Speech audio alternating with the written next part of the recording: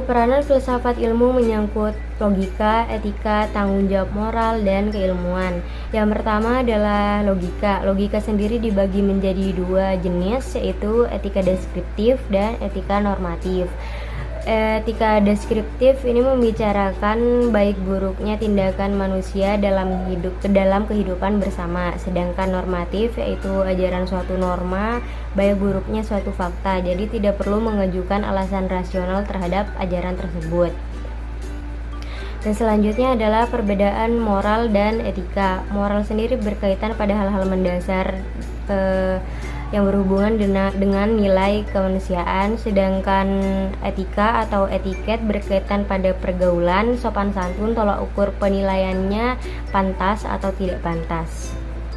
Peranan filsafat ilmu. Yang pertama, untuk mengendalikan akal dan nafsu dengan dibutuhkan kekuatan moral, sehingga manusia mampu mempertanggungjawabkan segala perbuatan, tindakan, dan perkataan sebagai makhluk yang berakal.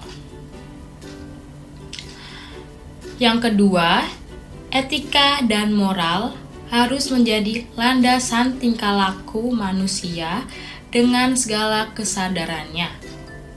Yang terakhir, atau yang ketiga, dengan filsafat ilmu, manusia akan semakin dapat memperluas cakrawala wawasan ilmiahnya. Filsafat ilmu berperan sebagai mitra dialog yang kritis dan penegas nilai moral aksiologis bagi perkembangan ilmu pengetahuan, serta moral berperan penting dalam ilmu pengetahuan. Moral mengarahkan pembahasan ilmiah dalam mencapai kebenaran.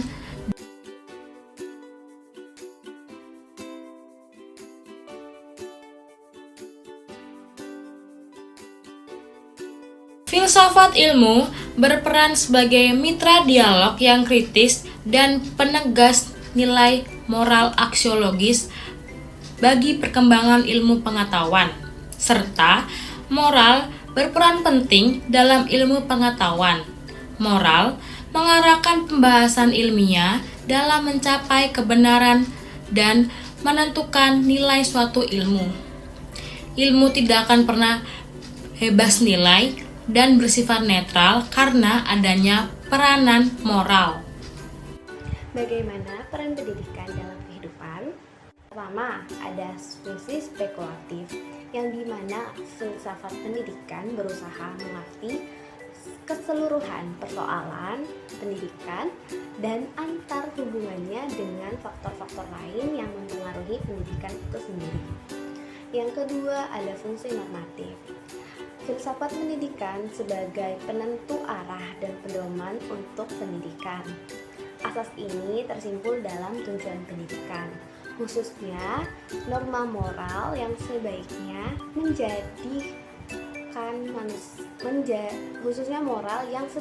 manusia cita-citakan. Yang ketiga, ada fungsi kritik. Filsafat harus kompeten mengatasi kelemahan-kelemahan yang ditemukan di dalam bidang ilmiah, lalu melengkapinya dengan data dan argumentasi yang tak didapatkan dari data ilmiah. Lalu yang keempat, ada fungsi teori dan praktek, yang dimana semua ide, konsepsi, dan analisis dan kesimpulan-kesimpulan filsafat pendidikan adalah berfungsi teori. Teori ini adalah dasar-dasar bagi pelaksanaan atau praktek pendidikan. Yang kelima, yang terakhir, ada fungsi integratif, yang dimana filsafat menjadi pemandu fungsional semua nilai dan asas normatif dalam ilmu pendidikan. Yang perlu diingat adalah ilmu kependidikan sebagai ilmu normatif.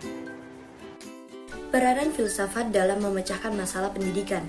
Yang pertama, merumuskan tujuan pendidikan.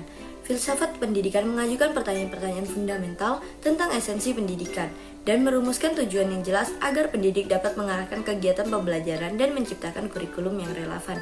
Dan yang kedua, membangun landasan etis. Proses belajar mengajar melibatkan nilai-nilai moral dengan landasan etis yang kuat untuk menghasilkan individu yang bertanggung jawab dan memiliki integritas moral.